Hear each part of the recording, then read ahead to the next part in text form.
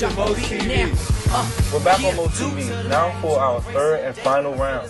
We're going to find out what people have to say. Who's the real man between Martin Luther King and Tupac? Martin Luther King. Martin Luther King.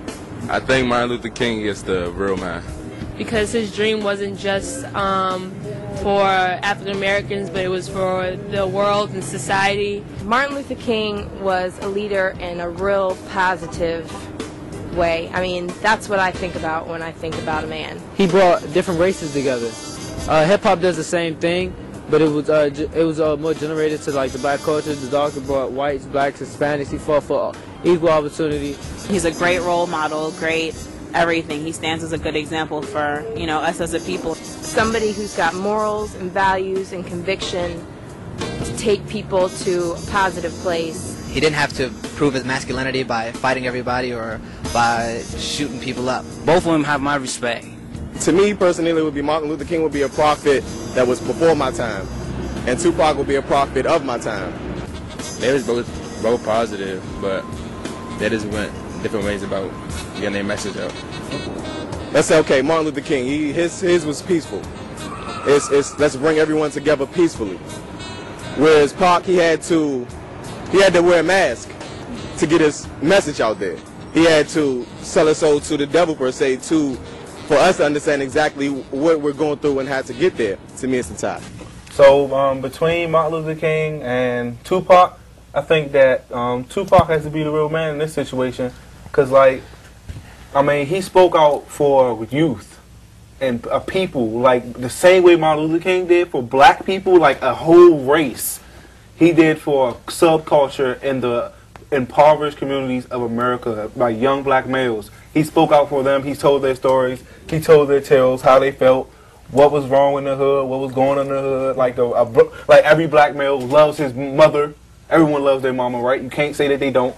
And like he just told everyone, he just told it how it was, even though he had to do some things that was shady to get his message across, so people would listen, because he became on that De La Soul type of mission with the hippie type of stuff. No one would listen to him, so he came with a thug life. I'm a gangster. I feel like how you feel. I beat how you beat, and stuff like that. So, first of all, Tupac had a facade. In his earlier careers, he was with Digital Underground doing the Humpty Dance. And second of all, you can't even say that Tupac the real man with a straight face. Think about it, sir.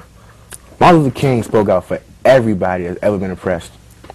White people, black people, Hispanics, Jews, everybody, because everybody in the world has been oppressed at one point in time. He just used the medium of black people because we were at the forefront of the civil rights movement, which was happening at the time. So I think he had the broader message. Pac was like, I look at that as like having to compare like Martin Luther King to Malcolm X. Tupac was more militant, but Martin Luther King had the wider message.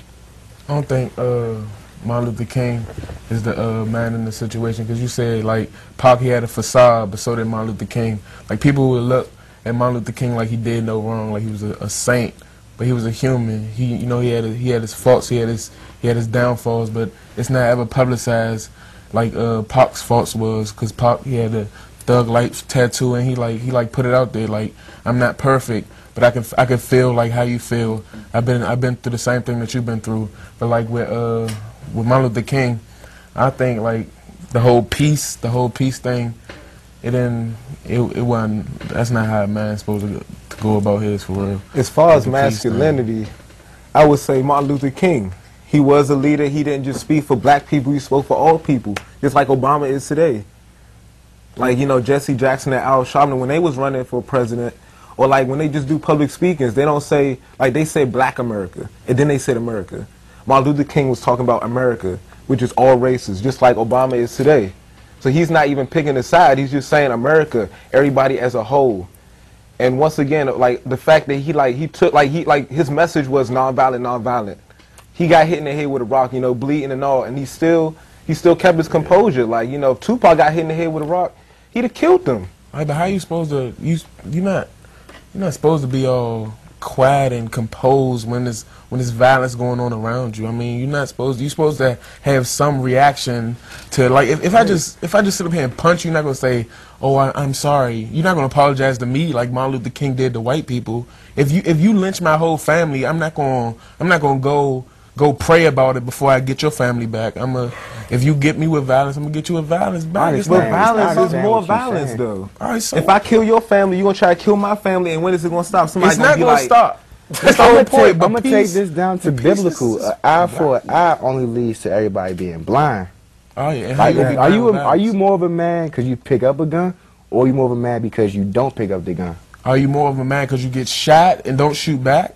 But if Martin Luther King, if he could take a beating and still get back up and say, you know what, my purpose is stronger than me taking a punch. All right, look. I think this is going towards, do you think the standards that these two people set are achievable? Yes. I think Obama is a reincarnation of Martin Luther King. Honestly. This is not true, son. How is that not true? Reincarnation, son? Yeah. Isn't that a stretch? Just a tad bit? I'm saying if there was, then that would be him. No, not at all. What's Obama's message? Obama's message is like change, come not peace, and right? Get elected. Yeah, it's change. It's just like, it's not peace. It's not like it's a global thing, but it's just like it's not. I don't know how to say it, but because like back then, like the problem was violence against like black people, right?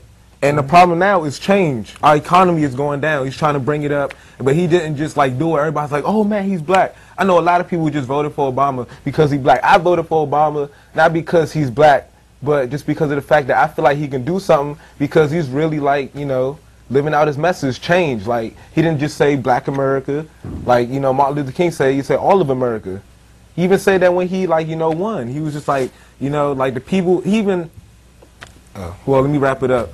He even talked about how, like, the people who, didn't vote for him, he didn't hate them for that. He was just like, I got to win your vote, like, these next 4 years. So he still sees it as a challenge. And in the newspaper, he's helping out, even, like, he's not even in, like, presidency yet. And, like, he's in there trying to, like, help out.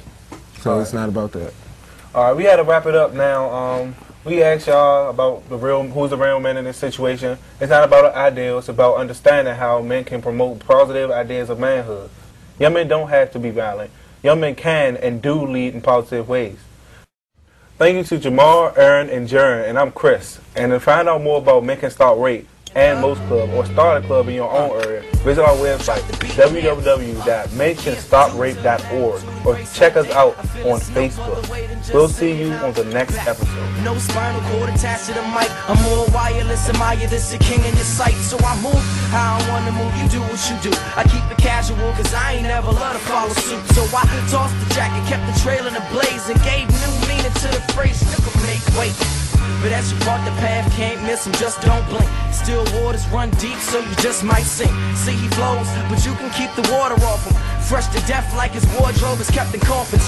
And that's not to say it prove nothing, but it just be evil how these spammers be stunting. If you tell you that they stunting, they be lying. They just wanna listen to the lion and the flow of my saliva. And that makes a coward easier to just devour. Keep on sweating me, I might be forced to take a shower or make it rain, but nah, I ain't into that. I'm more interested in filling up your fitted cap. Or what's underneath, and what's underneath is something that these spammers scared to speak on. Gotta go for it, now I'm never timid. Gotta go for your own when the ozone's a limit. Blast off and take grasp on his words. Guaranteed to take you far from the hood.